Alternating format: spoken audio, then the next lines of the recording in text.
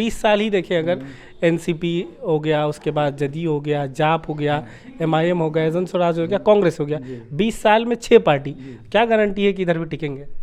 देखिए, मैं उम्र के इस मुकाम में हूँ, मैं पार्टी को एक माध्यम मानता हूँ सत्ता तक जाने के लिए। राजनेता के तौर पर ये आपको कितना सही लगता है कि कोई आदमी 10 दिन पहले पार्टी में आया और पार्टी उसको टिकट दे दे? ये आप एक राजनेता के तौर पर अगर इसका आकलन करें कि कोई कार्यकर्ता सालों साल से लगा हुआ है और कोई 10 दिन पहले आया और पार्टी उसको टिकट ये आप लोग हमसे क्यों पूछ रहे हैं? 2020 में आप तौसीफ आलम का प्रचार किया था?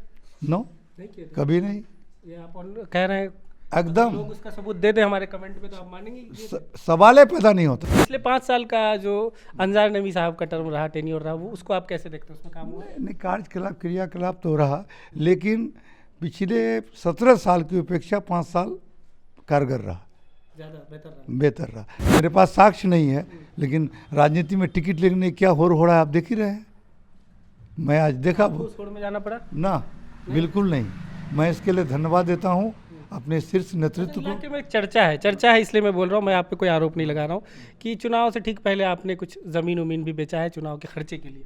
इसमें भाई ये मेरा व्यक्तिगत बात है, बेचा है आपने? कोई ज़मीन नहीं बेचा हूँ, नहीं बेचा है। कोई ज़मीन नहीं। आपने 20 में ये भी बयान दिया था हमारे इंटरव्यू में 2020 में कि मौलाना साहब को कांग्रेस ने बोलने नहीं दिया, इस तरीके से कांग्रेस और अपने नेताओं को भी बोलने नहीं देती है। अब आपके विचार कांग्रेस को लेकर यही हैं? भाई कुछ कमियां रही हुई तब ना कांग्रेस हरास में गया। आपको लगता है मौलाना साहब को कांग्रेस ने बोलने नहीं दिया? निश्चित रूप से कांग्रेस जो इस देश को आज़ाद किया।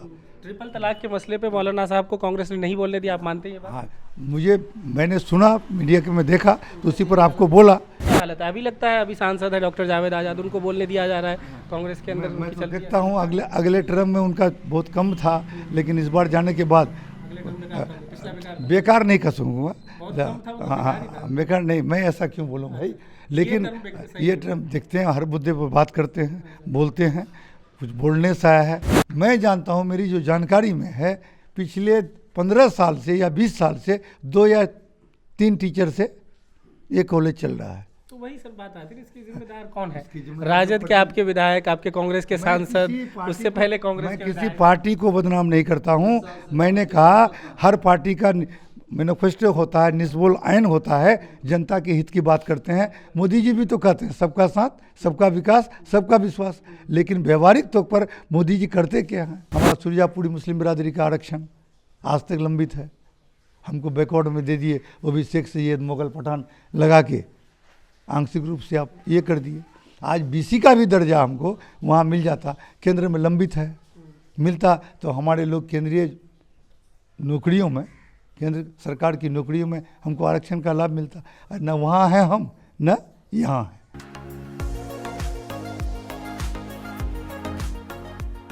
हमारे साथ किशनगंज जिले के बहादुरगंज विधानसभा क्षेत्र से महागठबंधन से कांग्रेस के प्रत्याशी प्रोफेसर मुसव्विर आलम साहब हैं। मुसव्विर साहब, क्या मुश्किलें रहीं? पहली बात तो ये बताइए टिकट हासिल करने में, क्योंकि आपके लिए 2 लड़ाई थी, पहले तो महागठबंधन में से कांग्रेस की तरफ सीट को लाना, दूसरा फिर उसमें से टिकट लेना, तो क्या किस तरह का स्ट्रगल का सामना करना पड़ा? और तीसरा, आप पार्टी का हिस्सा भी नहीं थे वो लंबे समय से, तो ऐसे में क्या मुश्किलें रही टिकट लेने में? हमें कोई मुश्किल नहीं आन पड़ी। मैं लगभग 29 साल के बाद अपने घर लौटा हूँ। परंपरागत ढंग से हमारा परिवार कांग्रेसी थे, हम लोग बचपन से कांग्रेस में रहे थे, उसी संस्कृति और परिवेश में पले बढ़े थे। लेकिन मोटा मोटी 1996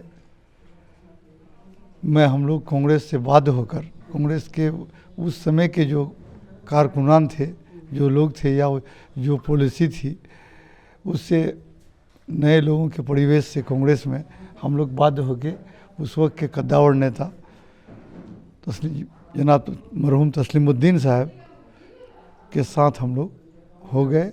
राजद नहीं थे उस टाइम, जदयू था, सॉरी जनता दल था, चक्का छाप था, जुड़ गए तो लगातार उन्हीं के साथ रहे। फिर वो जदयू में चले गए तो उनके साथ हम लोग जदयू में चले गए। इसी परिवेश में लास्ट में चलते रहा, तो फिर अचानक चुनाव हम जदयू से लड़े 2010 में। फिर जदयू और आरजेडी का गठबंधन हो गया, जिसके चलते फिर हम लोग पप्पू जी के पार्टी में जन अधिकार में चले गए। वो बस इसी तरह है। कुछ दिन पहले कुछ हमारे मित्र थे पटना में, वो अखलाक साहब, पूर्व मंत्री बिहार सरकार अखलाकुर रहमान साहब, तो उन्होंने कहा कि भाई ऐसा परिस्थिति है आज राजनीति की, कि राजनीति ऐसे मोड़ में जाए तो कुछ ऐसे लोगों को आना चाहिए, आप भी आओ। तो हम उस पार्टी में जाए, उनके कहने पर भी हम नहीं गए। बाद में फिर कांग्रेस की तरफ से कुछ बड़े नेता थे, उन्होंने भी कहा, तो मिले हम। तो मेरे सबसे पहले मुझसे कहा कि आप कांग्रेस छोड़े क्यों? तो हमने बताया कि कांग्रेस का जो सिद्धांत था, जो रूल था, जो उसके उसूल थे, उनसे हट के कांग्रेस चलने लगी और कहीं ना कहीं हम लोग की उपेक्षा हुई। तो हम लोग महसूस किया कि ऐसी जगह पर आना मुनासिब नहीं, जहाँ उपेक्षित किया जा लोगों को। तो उन्होंने कहा कि नहीं, आप लोगों की ज़रूरत है, आप लोग का कांग्रेस में एक लंबा इतिहास रहा है, संघर्ष किए कांग्रेस के लिए, आइए आज ज़रूरत है आप लोगों को, फिर से कांग्रेस को पुनर्जीवित कीजिए। तो मैं उनको कहा कि मैं चुनाव लड़ूंगा, मैं उम्र के उस पड़ाव में हूँ कि अब मेरे पास मैंने चुनाव लड़ने का आगे समय शायद ना मिले, तो मैं चुनाव लड़ूंगा, आपको अगर ऐसा लगे। तो उन्होंने कहा कि ठीक है, हम लोग देखते हैं, पढ़ते हैं। तो मोटा मोटी सब बड़े नेता ने कहा कि आप आइए कांग्रेस में। तो हम तो जन स्वराज में से 2 अक्टूबर को हमने, हाँ यही मैं था कि आप जन स्वराज के जिला अध्यक्ष बन के कैंपेनिंग कर रहे थे, तो क्या हुआ, कब जन स्वराज छोड़े, कांग्रेस से कब जुड़े? हम 2 अक्टूबर में कांग्रेस, मैंने 2 अक्टूबर को ही जन स्वराज छोड़े। और उसी 2 अक्टूबर को हम खामोशी से सब कुछ हो गया, पता ही नहीं। खामोशी से क्या कि जन स्वराज के मैंने नीति, आपको आगे क्या होगा उससे नीतियों से हम मुतासिर थे। नहीं, पता नहीं चला किसी को जब आप जन स्वराज छोड़ के कांग्रेस ज्वाइन किए? बहुत सारी बातों को नहीं करना था, कि हम लोग नहीं चाहते थे कि हाईलाइट हो, क्योंकि मैं नाराज। क्या आप दोनों तरफ सवार होना चाहते थे? नहीं, ऐसी कोई बात नहीं थी, क्योंकि जन स्वराज की भी नीति से ही प्रभावित होकर हम किया था। लेकिन मैंने कहा ना, मुझे चुनाव लड़ना था हर कीमत पर, और जीतना था। चुनाव लड़ना था और जीतना था, क्योंकि अब मेरे पास समय नहीं बचा था, छोटा सा समय मेरे पास बचा है, तो मैं उस अवसर को गंवाना नहीं चाहता था। तो कोई आरोप प्रति आरोप, कोई गिला शिकवा हमें जन स्वराज से था नहीं। तो ऐसी परिस्थिति मुझे कोई आरोप लगाना पड़ता ना, मैंने व्यक्तिगत कारणों से। आज कोई आरोप है जन स्वराज से? ना, नहीं, आज भी नहीं है। अब मैंने उसको देखा ही नहीं। खिलाफ जन स्वराज के प्रत्याशी भी हैं यहाँ पे? अच्छी बात है, हर आदमी को लड़ने का हक है, कोई शिकवा गिला नहीं, क्योंकि उनका जो बेसिक प्रिंसिपल है, उन्होंने गांधी को ही लिया और इसको ही लिया, क्या कहता है, अम्बेडकर जी को, जो कांग्रेस का ही पॉलिसी है। वो तो ठीक है, लेकिन आज अगर प्रधानमंत्री मोदी 2014 से सेंटर पे हैं, तो वो उसका क्रेडिट लेते हैं नहीं कि उसमें बहुत बड़ी भूमिका प्रशांत कुमार लेते हैं? वो एज ए रणनीतिकार लिए, लेकिन एज ए पॉलिटिशियन वो आज भी कर रहे हैं। एक इंसान 10 किरदार में रहे, लेकिन कुछ तो मोरल डिलेमा होगा ना। ठीक है, कभी ऐसा नहीं होता कि एक आदमी, अगर डाको अंगुलीमान के बारे में कहा जाता है कि डाको थे, बाद में वाल्मीकि के नाम से जाने गए, है ना भाई, रामायण की रचना कर दी। तो ऐसा नहीं है कि आदमी के करैक्टर नहीं बदल सकता है, विचार बदल। जन स्वराज से जुड़े हैं नहीं, तो उस पर बहस करना कोई नहीं है। लेकिन पिछले 20 सालों में आपका हिस्ट्री देखें, आप खैर 29 साल पहले कांग्रेस छोड़े थे, लेकिन 20 साल ही देखें अगर, एनसीपी हो गया, उसके बाद जदयू हो गया, जाप हो गया, एमआईएम हो गया, जन स्वराज हो गया, कांग्रेस हो गया, 20 साल में 6 पार्टी, क्या गारंटी है कि इधर भी टिकेंगे? देखिए, मैं उम्र के इस मुकाम में हूँ, मैं पार्टी को एक माध्यम मानता हूँ सत्ता तक जाने के लिए।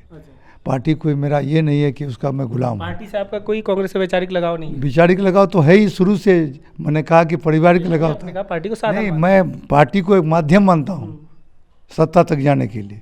अगर उसका मतलब ना, पार्टी से कोई जुड़ाव नहीं? नहीं, उसके विचार और उसके कार्यकलाप, उसके कार्यक्रम से मैं प्रभावित होकर ना कोई पार्टी ज्वाइन करता हूँ। तो अगर निश्चित रूप से वो अपने विचार से पार्टी अलग हो जाए, अपने कार्यक्रम को छोड़ दे, दिशाहीन हो जाए, तो हमको तो बाध्य हो के फिर अपना कोई स्टेप, क्योंकि हर व्यक्ति का अपना भी कुछ विवेक होता है, कुछ लक्ष्य होता है। तो मेरा भी कुछ लक्ष्य है, तो अपने लक्ष्य को पाने के लिए माध्यम की तलाश करते हैं लोग। निश्चित रूप से अब क्योंकि जीवन के इस पड़ाव में हैं, तो मैंने इरादा कर लिया है कि जहाँ से मेरी शुरुआत हुई थी, अंत भी वहीं से रहो। कांग्रेस के लिए समर्पित थे, बीच में चाहे मेरे वजह से या पार्टी के मैंने क्या कहते हैं क्रियाकलाप से प्रभावित होकर या आक्रोशित होकर हमने छोड़ दिया। अब समय नहीं है मेरे पास, हम 64 वर्ष से अधिक उम्र हो चुका है।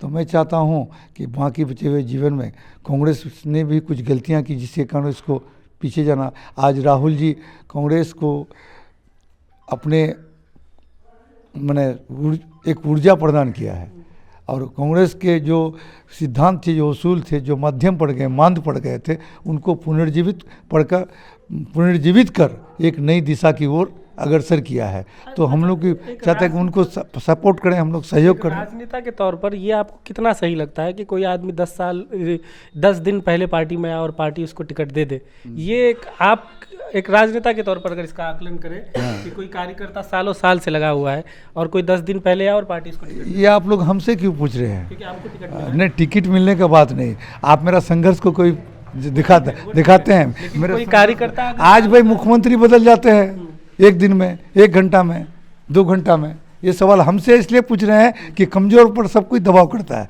इसलिए आपको कमजोर मानते नहीं, कमजोर इसलिए मानते हैं कि अब तक मैं सत्ता में गया नहीं, और मीडिया वाले आप लोग चौथा स्तंभ है। ये नहीं सोचा कि कांग्रेस को मैंने सींचा, हम लोगों ने सींचा। भागलपुर दंगा के बाद मैं कांग्रेस का राज का भी कार्यकारिणी का सदस्य रहा हूँ 80-85 के दशक में, समझे। लेकिन आज मुख्यमंत्री जी इधर से उधर हो जाते हैं, सरकारें बदल जाती हैं। आज भी अगर हालात कल पैदा होगा 15 तारीख के बाद तो क्या होगा? आप ही लोग लेंगे मुख्यमंत्री जी? हाँ, ये है, क्योंकि व्यवस्था लाचारी में न गठबंधन है भाई, लाचारी में न गठबंधन है। सरकार प्रजातंत्रीय व्यवस्था में कुछ कमियां आ गई है, या मेरे निहित स्वार्थ से या अन्य पार्टियों की निहित स्वार्थ से, तो हालात हुई तो बार बार चुनाव तो हम सौंप नहीं सकते हैं। अच्छा, अब आगे बढ़ते हैं। आपने नॉमिनेशन के दिन कहा कि इस क्षेत्र की बदहाली, खासकर ठाकुरगंज बहादुरगंज का जो इलाका है, इसकी बदहाली के लिए सब लोग जिम्मेदार हैं जो पीछे यहाँ पे रहे। तो ज़्यादातर दिन कांग्रेस के ही लोग रहे, लोकसभा में भी और इधर भी विधायक भी। तो आप कांग्रेस को जिम्मेदार कितना मानते हैं? इस संबंध में मैं यहाँ के प्रतिनिधियों को जिम्मेदार मानता हूँ। पार्टी का, आप कोई पार्टी का मैनिफेस्टो उठा के देख लिए, सब जनता के हित की बात कर रहा है। विधायक जो तौसीफ वाले में इतने दिन रहे, उनको मैं किसी विधायक का नाम क्यों लूँ भाई? बहुत सारे विधायक रहे, तो निश्चित रूप से हाँ जी, जो भी रहे, जो भी सत्ता में रहे, जो ज़्यादा रहे वो ज़्यादा जिम्मेदार है, जो कम रहे वो कम जिम्मेदार है। 2020 में आप तौसीफ वालों का प्रचार किया था? नो, कभी नहीं। ये आप कह रहे हैं एकदम, लोग उसका सबूत दे दे हमारे कमेंट में, तो आप मानेंगे? सवाल पैदा नहीं होता है। 2020 में आप तौसीफ साहब के किसी का नहीं किए, किसी का नहीं किए, एकदम। मैं वोट तक नहीं दिया पहली बार 2020 में। जी हाँ, जीवन में। और उससे बड़े क्या कहूँ मैं? ये फिर लोकतंत्र के विचार के खिलाफ कहिए। अब जो मैंने गलत किया उसका प्रयोग करना चाहिए, लेकिन ऐसा लगा कि मैं किसको दूं? आपको कोई कैंडिडेट सही मिला? नहीं मिला, नोटा में डालना था, लेकिन मैं कहे छोड़ो, कहे जाएंगे, छोड़ ही देते हैं। पिछले 5 साल का जो अंजार नबी साहब का टर्म रहा, टेन्योर रहा, वो उसको आप कैसे देखते हैं? उसमें काम हुआ? नहीं, कार्यकलाप क्रियाकलाप तो रहा, लेकिन पिछले 17 साल की अपेक्षा 5 साल कारगर रहा, ज़्यादा बेहतर रहा, क्योंकि एक नया लड़का था राजनीति में, एकदम नए आगमन था उसका, कोई सामाजिक संघर्ष नहीं था, कोई राजनीतिक संघर्ष नहीं था। इस परिस्थिति में अगर कुछ किया भाई, कुछ गलतियां भी हुई उनसे, लेकिन 5 साल में 17 साल का अगर कंपेरिजन किया जाए तो वो बेहतर है। तो उनको दोबारा आना था, लगता है भाई? मैंने 17 साल और 5 साल का आना था। देखिए, मुझसे एकदम आना चाहिए, नहीं तो जनता फैसला करेगी। मैं कौन होता हूँ कहने वाला? मैं उसका टिकट छीना नहीं। बिल्कुल, गठबंधन नहीं, गठबंधन था, ये कांग्रेस का सीट था, और कांग्रेस का भी अस्तित्व का सवाल था कि बिहार में सबसे कांग्रेस की ज़मीन किशनगंज है, किशनगंज में ही अपनी ज़मीन को दूसरे को दे दे तो आधी जुटाई करना पड़ता आगे जाके। मेरा जो, तो ये सीट छूटता नहीं, तो मैं किसी का सीट छीना नहीं हूँ या किसी का हक मारी नहीं किया हूँ। नॉमिनेशन के दौरान आपने और एक बात कही कि गरीब कहकर लोग आपका, आपने शायद कहा, मजाक उड़ाते हैं। तो कौन लोग आपका गरीब कहकर मजाक उड़ाते है? कुछ लोग हैं जो आज बाहुबल, धन बल और जाति उन्माद, मंदिर मस्जिद की बात करता है। वैसे लोग नहीं चाहते हैं कि कोई स्वच्छ छवि के लोग आएँ जो सबको लेके चले, धन बल से ऊपर उठकर कोई बात करे। आज देख रहे हैं ना राजनीति भाई, आप लोग तो भली बात ही जानते हैं। आज आप, क्योंकि मेरे पास साक्ष्य नहीं है, लेकिन राजनीति में टिकट लेने क्या हो रहा है आप देख ही रहे हैं। मैं आज देखा, छोड़ में जाना पड़ा ना, बिल्कुल नहीं। मैं इसके लिए धन्यवाद देता हूँ अपने शीर्ष नेतृत्व को। इलाके में एक चर्चा है इसलिए मैं बोल रहा हूँ, मैं आप पे कोई आरोप नहीं लगा रहा हूँ कि चुनाव से ठीक पहले आपने कुछ ज़मीन उमीन भी बेचा है चुनाव के खर्चे के लिए। इसमें भाई ये मेरा व्यक्तिगत बात है, बेचा है आपने? कोई ज़मीन नहीं बेचा हूँ, नहीं बेचा है। कोई ज़मीन नहीं। इसको तो यही वो दिखाना चाहता है कि मैंने भी वही काम किया। आप लोग यही दिखाना चाहते हैं ना भाई। हम पूछ रहे हैं। मैं इतना सक्षम हूँ, मुझसे इस बात का सदमा मैंने कल मंच पर भी बोला था कि गरीब को सबसे बड़ा मैंने कमज़ोर को सबसे बड़ा दुख तब होता है जब उसको कोई कमज़ोर कहता है, कोई गरीब कहता है। जनता आप गरीब नहीं है, माली एतबार से ठीक है आप ये कहना चाहते हैं। मैं एक साधारण परिवार का व्यक्ति हूँ, खाने पीने लायक मेरे पास सब कुछ है। ऐसा नहीं कि मुझे किसी के पास हाथ फैलाना पड़े, समझे। आज तक ऐसा आप लोग देखिएगा नहीं, मैं कभी चंदा मांगने किसी के पास गया नहीं। पार्टी पॉलिटिक्स बहुत किए हम लोग, तो कभी नहीं किए। ठीक है, जिस परिस्थिति में आप पैदल चलने योग्य हैं पैदल चल रहे हैं, साइकिल पर साइकिल है, मोटरसाइकिल है, कभी मिल गया गाड़ी है तो गाड़ी है। ये भड़म फैला के एक सब प्रजातंत्र व्यवस्था में जनशक्ति सबसे बड़ी शक्ति होती है। आज निश्चित रूप से हमारे सीमांचल में माने 80-85% लोग गरीब है। इसको अमीर कहिएगा, अरे घर बना लिया तो इसको अमीर कहिएगा, ये भी गरीब है। सब लोग गरीब हैं और 80-85 लोगों को प्रताड़ित करके 10-15-20% लोग धन बल बाहुबल के आधार पर आप जाके उसको गरीब कहते हैं कि उसको मैंने उसको इतना डिमोलाइज करते हैं कि वो सोच भी नहीं सके कि हम प्रजातंत्र व्यवस्था में हिस्सेदार। तो मैं कहता हूँ 80-85 लोगों को कि सबसे बड़ी शक्ति आपके पास है, एक बार कुचल दो, ये अपनी ताकत दिखा दो। वो 15% 20% अपने स्वतः साइड दे देगा, लाइन दे देगा। एक आपने 20 में ये भी बयान दिया था हमारे इंटरव्यू में 2020 में कि मौलाना साहब को कांग्रेस ने बोलने नहीं दिया। इस तरीके से कांग्रेस और अपने नेताओं को भी बोलने नहीं देती है। अब आपके विचार कांग्रेस को लेकर यही हैं? भाई कुछ कमियां रही हुई तब ना कांग्रेस हरास में गया।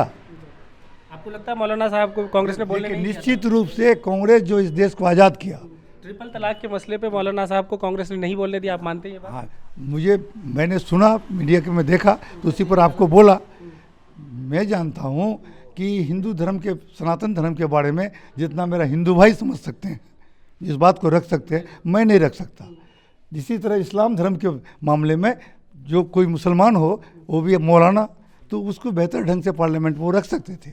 अगर किसी कारणवश उनको मौका नहीं दिया तो कहीं ना कहीं उनके अधिकार को दबाने का काम किया। जो कांग्रेस की नीति की गलती थी, जो नेता थे वो उन्होंने नहीं दिया। अब किस कारण दिया नहीं दिया या ये बात अफवाह में मैं नहीं जानता। अगर उनको बोलने नहीं दिया गया तो निश्चित रूप से गलती थी, क्योंकि मैं सनातन धर्म के बारे में इतने अच्छे ढंग से बोल नहीं सकता हूँ। इसी तरह कोई इस्लाम धर्म के बारे में कोई हमारे हिंदू भाई नहीं बोल सकता, तो मौका देना चाहिए था। तो मैंने कहा ना भाई, कांग्रेस इतनी बड़ी पार्टी थी, लगभग 95% राज्यों में कांग्रेस का सरकार रहती थी। कुछ तो गलतियां होगी, और कांग्रेस नीति में कहीं गलत नहीं है। कांग्रेस तो भाई लोगों का संगठन है ना, कई नेताओं का संगठन है, बहुत सारे लाखों करोड़ों कार्यकर्ताओं का संगठन है। उसमें कुछ लोग गलत निकल गए, तो मैंने अभी ने कहा कि सरकार ने गलती की। मैं मानता हूं कि प्रतिनिधियों ने गलत किया विकास के पीछे। अभी क्या हालत है? अभी लगता है अभी सांसद है डॉक्टर जावेद आजाद, उनको बोलने दिया जा रहा है कांग्रेस के अंदर? मैं तो देखता हूं अगले टर्म में उनका बहुत कम था, लेकिन इस बार जाने के बाद बेकार नहीं कहूँगा। हाँ, बेकार नहीं, मैं ऐसा क्यों बोलूँ भाई। लेकिन ये टर्म देखते हैं, हर मुद्दे पर बात करते हैं, बोलते हैं, कुछ बोलने से आया है। हम लोग आशा करते हैं कि आने वाले दिनों में अगर इसी तरह क्रियाकलाप रहा, बहुत मामले में बोल्ड हुए हैं, क्योंकि वो भी एक अच्छे संपन्न परिवार से आते हैं। और आपने भी कहा कि गरीब लोगों को 85% जो ज़्यादा गरीब लोग उनको मौका मिलना चाहिए। आप अगर ये लोकसभा विधानसभा जीत जाते हैं तो आगे लोकसभा की तैयारी करेंगे आप? आगे भाई ये तो आगे की बात, कल मैं जीवित रहूं ना रहूं, आगे की बात पूछ के क्या आप हम लोग को गरीबों का हक आप दिलाने की लड़ाई मैं गरीबों क्या, मैं नहीं भी रहूं तो लड़ता रहूं। मेरा इतिहास देखिए आप, वो हक तो हम हर दिन लड़ते रहे, हर दिन लड़े हैं। अगर लोगों ने मौका दिया, ऊपर वाले की अगर कृपा हुई मुझ पर हुई, तो मैं निश्चित रूप से जो पिछड़ेपन का मुद्दा है उसको उठाते रहूँगा, लड़ता रहूँगा। तो आपका विज़न क्या है? अगर आप जीत जाते हैं तो क्या वादा लोगों से कर रहे हैं? 4-5 जो प्रमुख वादे हैं जो जिस पे आपकी विशेष जिस पे आप ध्यान देंगे कि जीतते ही ये काम शुरू कर देंगे? देखिए, मोटा मोटी विकास का मापदंड शिक्षा, स्वास्थ्य और कम्युनिकेशन है। दुर्भाग्यवश यहाँ आज तक मैं आपसे बोल रहा हूँ ना, आज तक यहाँ पर एक भी सरकारी डिग्री कॉलेज अस्तित्व में, घोषणा हुआ एक ठोका, अस्तित्व में नहीं आया। जितने कॉलेजेज हैं वो यहाँ की जनता ने, यहाँ के उस समय के प्रतिनिधियों ने के प्रयास से, चाहे हाई स्कूल, एक दो हाई स्कूल सरकारी हाई स्कूल है, बाकी सबों को यहाँ की जनता ने जन सहयोग से, आम लोगों के सहयोग से इसको बनाया है। तो इससे बड़ी दुर्भाग्य की बात क्या हो सकती है। और एक नेहरू कॉलेज जनता ने बनाया, बाद मतलब उसके सिचुएशन को कैसे सुधारेंगे आप? नेहरू कॉलेज जिस हालत में है तो अच्छा, आप ही ने सवाल किया कि नेहरू कॉलेज तो कॉन्स्टिट्यूशन यूनिट है। पूर्णिया यूनिवर्सिटी का। हाँ, पूर्णिया ने मधेपुरा में थे, पहले LNMU में थे। आप इतने जो 17 साल 25 साल, और भी लोग को कहेंगे, सिर्फ 17 साल को हम बदनाम नहीं करेंगे, उससे पहले भी लोग थे ना भाई। लेकिन मैं जानता हूँ, मेरी जो जानकारी में है, पिछले 15 साल से या 20 साल से 2 या 3 टीचर से ये कॉलेज चल रहा है। तो वही सब बात आती है, इसकी जिम्मेदार कौन है? राजद के आपके विधायक, आपके कांग्रेस के सांसद, उससे पहले कांग्रेस मैं के किसी विधायक। पार्टी को बदनाम नहीं करता हूँ। मैंने कहा हर पार्टी का मैनिफेस्टो होता है, निस्बोल आयन होता है, जनता के हित की बात करते हैं। मोदी जी भी तो कहते हैं सबका साथ, सबका विकास, सबका विश्वास, लेकिन व्यवहारिक तौर पर मोदी जी करते क्या हैं? वहीं अटल जी थे, वही भाजपा का ही ना मैनिफेस्टो था। लेकिन आप पूछेगा तो हम लोग मैंने सहमत थे उससे। तो मेरा कहने का मतलब, आदमी अच्छा होगा तो पार्टी से आप लोग सहमत थे? सहमत थे कि नहीं, उसकी नीतियों से सहमत नहीं थे, लेकिन व्यवहारिक रूप पर उन्होंने जो शासन किया उससे कहीं ना कहीं इत्तेफाक करते थे। हाँ, विजन पे बात कर रहे थे। हाँ। तो आपने शिक्षा बोला। शिक्षा स्वास्थ्य मेन है।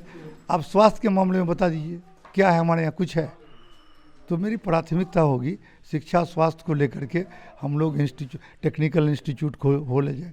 नहीं होता है सरकारी स्तर पर तो आज प्राइवेट यूनिवर्सिटी का सिस्टम, बड़े बड़े यूनिवर्सिटीज़ हैं इंडिया लेवल पर। हमारे यहाँ भी कुछ अब लोग विदेश में जा कर के या कमा के पूंजी अर्जित किए हैं। हम 10 आदमी नहीं मिलनी, 100 आदमी मिल के कर सकते हैं। मैं एक उदाहरण देता हूँ, हमारे शेरशाहबादी भाई मोटा मोटी 40-45 साल पहले यहाँ पलायन करके आए। मैंने कुछ दूसरे क्षेत्रों में, मालदा से, मनियारी से, वो आके बंजर ज़मीन में आज सोना उपजाने का काम किया। उससे मेहनत कर वो खेती भी सिखाया और अपने बच्चों को शिक्षा भी देने का काम कर रहा है। आज उन्होंने एक यूनिवर्सिटी भी यहाँ कायम कर दिया। आज प्राइवेट स्तर पर टूटा फूटा जो भी हॉस्पिटल किया तो 2-4-5 वो लोग चला रहा है। क्या क्या है, रेडियंट है, क्या क्या नाम है, कृष्ण क्या है भाई, हाँ क्रिप्स हॉस्पिटल। हमारे प्रतिनिधियों से हम पूछना चाहते हैं, आपने क्या किया? प्राइवेट हॉस्पिटल जो आप प्राइवेट है भाई, सेक्टर 10 आदमी को प्रोत्साहित करते, सुविधा तो अवेलेबल है। ICU की ज़रूरत थी लोगों को, आप एक मिला जुला के 2-3 सीट या 7-5 सीट मेडिकल कॉलेज में था, हर वक्त भरा हुआ मिलता था। किसी VIP को भी मिल सकता था, आम गरीब आदमी को ICU नहीं मिलता। अगर 10 ठो 5 ठो खोल देते तो प्राइवेट लोगों को खोल मिलता। अब एक तो प्राइवेट यूनिवर्सिटी की कायम कर देते। आपने कभी नहीं किया, कभी उस दिशा में बात नहीं की। हॉस्पिटल खोलने के लिए आपको MLA बनने की क्या जरूरत है? आप वैसे ही लोगों से देखिए, आपका MLA बनने की ज़रूरत नहीं है भाई, एक प्रभाव चाहिए ना, आप पर विश्वास किए, एक रिस्पॉन्स। हमारे यहाँ पूंजी लोग लगाएंगे तो हॉस्पिटल बनने के लिए उस तरह का नहीं है, नहीं है। मैंने अपने लिए नहीं कहा, उन लोगों ने क्या पहल किया। आज जायसवाल साहब आज किसी हॉस्पिटल में कैसे किए, नहीं किए, अरे भाई तत्काल प्रभाव से तो स्वास्थ्य लाभ मिल रहा है ना। आप कैसे किया उसके पीछे हम नहीं जाना चाहते हैं, लेकिन आज कभी हम लोग भी बोल देते हैं, ज़रा सा कोई पेशेंट आया ज़रा सा बोल दीजिए, तो देखिए डॉक्टर साहब उसको। तो भैया आप उस तरह का कोई पहल क्यों नहीं किए आज तक?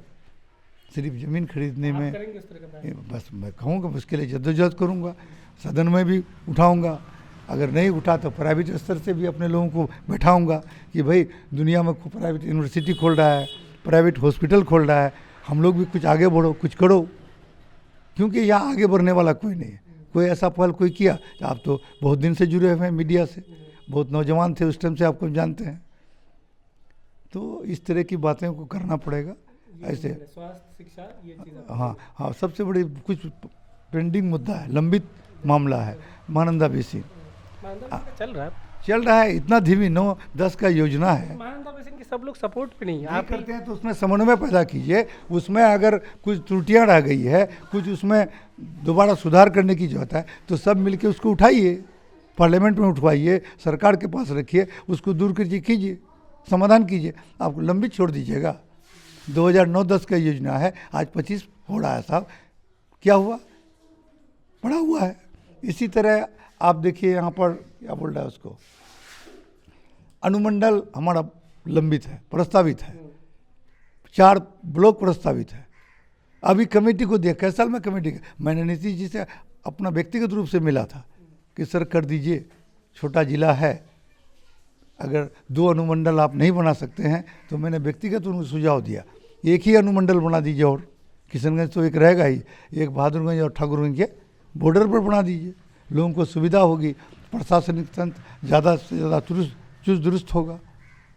तो हमको बोला गया कि कमेटी में दे दिए हैं, रिपोर्ट आता है तो कर दे। कितना दिन कमेटी रिपोर्ट है? अगर मेरे प्रतिनिधि उस पर चढ़ के रहते, हमारा सुरजापुरी मुस्लिम बिरादरी का आरक्षण आज तक लंबित है, हमको बैकवर्ड में दे दिए, वो भी शेख सैयद मुगल पठान लगा के आंशिक रूप से आप ये कर दिए। आज बीसी का भी दर्जा हमको वहाँ मिल जाता, केंद्र में लंबित है, मिलता तो हमारे लोग केंद्रीय नौकरियों में, केंद्र सरकार की नौकरियों में हमको आरक्षण का लाभ मिलता। न वहाँ है हम, न यहाँ है। आज स्टेट में हमको अत्यंत पिछड़ा का दर्जा लंबित है, हर दिन बात होती है। कई बार मुख्यमंत्री मेरे सामने वादा किए, टेंगनमाड़ी के उसमें वहाँ पर बात हुई, क्या कहता है, पूर्णिया कॉलेज के इसका मैदान में, हाई स्कूल मैदान में जिले, हाँ, कहीं ना कहीं हमको बोले कागज़ बढ़वाओ भाई, कागज़ बढ़वाओ, सब लोगों को कहा गया। पता नहीं कैसे क्या हुआ कि प्रतिनिधि एक्टिव नहीं हुए, जिसकी वजह से लंबित है। तो इन सब मामलों को लेकर मैं लड़ाई लड़ूंगा।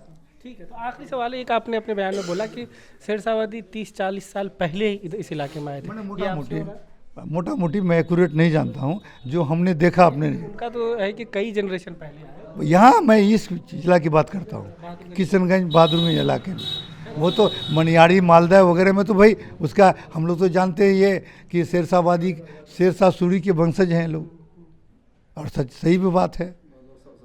अब वो पलायन इसलिए करना पड़ा उसको कि नदी का प्रकोप था, बह गया, सारे लोग चले गए। यहाँ सस्ती ज़मीन थी, जंगल बंजर था, तो सस्ती ज़मीन में आके वो बसने लगे। अब उसी को आप लोग कहिएगा विदेशी है, बांग्लादेशी है, क्यों कहेंगे? मैंने जो काउंटर कर नहीं जो कहते हैं, तो ये तो भाई कहाँ, आप तो सर्वे तो किए हैं, आप अभी जनगणना किए ना भाई, वोटर पुनरीक्षण का काम किया ना, कितना बांग्लादेशी निकला जरा बता दीजिए। बांग्लादेशी हमारे वही भाई हैं जो हमारे हिंदू भाई उस टाइम में युद्ध में, बांग्लादेश की लड़ाई में भाग के आए थे, 71 के उसमें मामला हुआ था, वही लोग हैं जिसको हम लोग रिफ्यूजी कहते हैं। आज भी हमारे किसी, ये सारी बात।